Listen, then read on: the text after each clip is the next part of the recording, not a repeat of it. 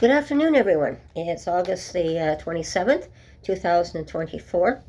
I'm just going to do a little continuation on the last video I did again, and it's on another person's opinion. And this is again on the closure of the some of the safe sites, and it's just another opinion here. But I think it's very well done, and I think it's worth reading to everyone. And I'll just show you. It's coming out of the newspaper, The Sun, out of the same date from the other one I read from you when they were talking about shutting them down with the government. So I'm going to start, and it's called, the title of it is Dying for the Cause. Numbers on Fatal Overdoses show old way wasn't working. In 2012, Ontario experienced 585 opioid overdose deaths, a rate of 4.4 deaths per 100,000 of population, and a decade later, the province saw 2,531 opioid deaths, or a rate of 16.8 deaths per 100,000. That's a staggering increase, and yet 2022 was down from a high of 858 deaths the year before. These are the numbers and comparisons you don't hear about from the media and the careful chosen experts. Instead, we are told that we need more so-called safe injection sites and greater access to so-called safety supply, or people will die. Anyone opposed to that idea is portrayed as rejecting science and lacking compassion. Here's a cold fact for you that should make everyone question whether safe injection sites really are the compassionate answer to the drug problem. Since Ontario got its first injection site in 2017, the number of deaths from opioid overdoses has more than doubled, from 1,270 to 2,531. The total for 2023 has not been released by Public Health Ontario, but the quarterly numbers indicate we will likely see a rise again in deaths. It's the same story if we look at local numbers. Toronto has 309 overdose deaths in 2017, then an all-time high. But in 2022, the city recorded 510 deaths. In Ottawa, the figures went from 82 deaths in 2018, the year they got their first injection site, to 172 in 2022, a 110% increase.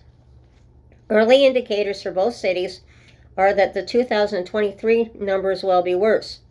In Hamilton, the city went from 37 opioid overdose deaths in 2012 to 126 in 2018, when their first site opened, to 163 in 2022. We were told that without these sites, more people would die. After they opened and the deaths went up dramatically, the same activists and more people would have died had they not opened. Now that 10 sites across the province are being closed because they are too close to schools or child care centers, the same activists are again saying more people will die. Yet when presented with the evidence that their plans did not work, that opioid deaths went up, the activists don't want to hear facts. No one has died in these sites, is the cry we hear over and over again. Now the same people who said we needed to open these sites, or people would die, and that without them more people would die, are saying you can't show causation just by showing more people died. It's a circular argument in which they establish the rules and they win every single time. Some of my media colleagues are pointing to a pair of reports submitted to the Ford government and claiming the government is ignoring expert advice. These reports, which called for an expansion of safe injection services even near schools, are all written by people wedded to the idea of harm reduction at all costs. The idea that someone is an impartial expert simply because they are a doctor or a researcher is foolish. The only people who would believe that or put such an idea forward are those who don't know any doctors or have an agenda themselves. We all come We all come to issues with our own blazes, and that includes doctors and researchers. Ontario, like many other places, is in the middle of an addiction crisis. We tried the path called for by the experts the government is now accused of ignoring, and the deaths doubled. If you believe in science and the scientific method isn't one of the main premises of that method, then that you test an idea, and if it doesn't work, you try something else. Now the province is looking to take another path. Let's see if this new path offers better results. Now this isn't from me, it's from opinion by Brian Lilly, and this is in her Sun paper that came out just about 4 days ago, in the same paper that I took the other article out. And I think it's worth putting up and noting, because there's going to be a lot of great debates about this now, because you can see they're pushing back and showing all the different things that they're giving out to people at these injection sites, and they have people walking around at times for harm reduction, and the fact that they're there trying to catch people who are overdosing on the street. Well, what I've seen myself over the summer walking around when I have is that I mentioned a few videos back that we have a new paramedic project up and running in Lower Town here, where there's 14 paramedics specially trained just in overdoses that are driving around and to check on people in hot spots, and of course with the police and the fire and everyone else. They get together and they discuss, okay, where are the spots, where are we finding people dropping, the obvious places to go looking. So it's even better than necessarily having people just walking around, because you have they're driving around, so they can get to places in Lower Town here much quicker. I've seen just the other day, walking down the street, I saw one of these paramedic cars, and there was a guy on the ground. He was checking them out. He went back to the vehicle for the Neoxon kit, and the part that is good is if he has to carry supplies, the car can carry all the supplies necessary, so it can be mobile, which is necessary. It doesn't have to be in one particular spot.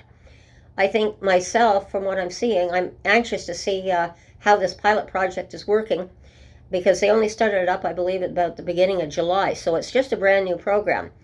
But it is, I constantly see the paramedic cars now racing around downtown, and I see less of the police and less of the fire department and less ambulances. So if you got a paramedic assessing the situation who's a medical expert at it, that makes a lot more sense to me, and they can assess the situation right at the scene, whether an ambulance needs to be called, which certainly helps to free up our emergency wards, because our emergency wards are in crisis, and it takes people hours to get through our emergency wards. So this is helping another part of the situation. So I just wanted to bring that up to people today. I know they're planning on shutting them down in March, from what I understand.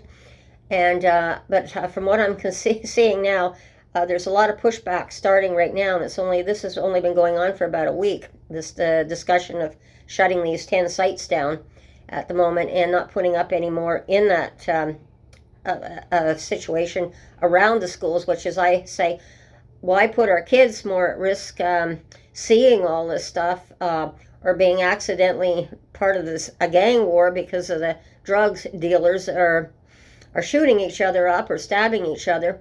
Why not have a buffer zone around the schools? Because the schools should be a safe place for our children.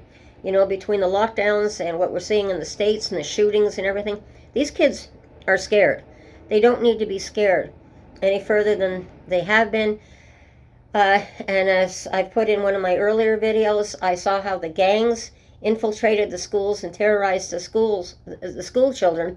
And this was basically more in the high schools, to get them to come in and join the gangs at the same time. So they were terrified, the kids.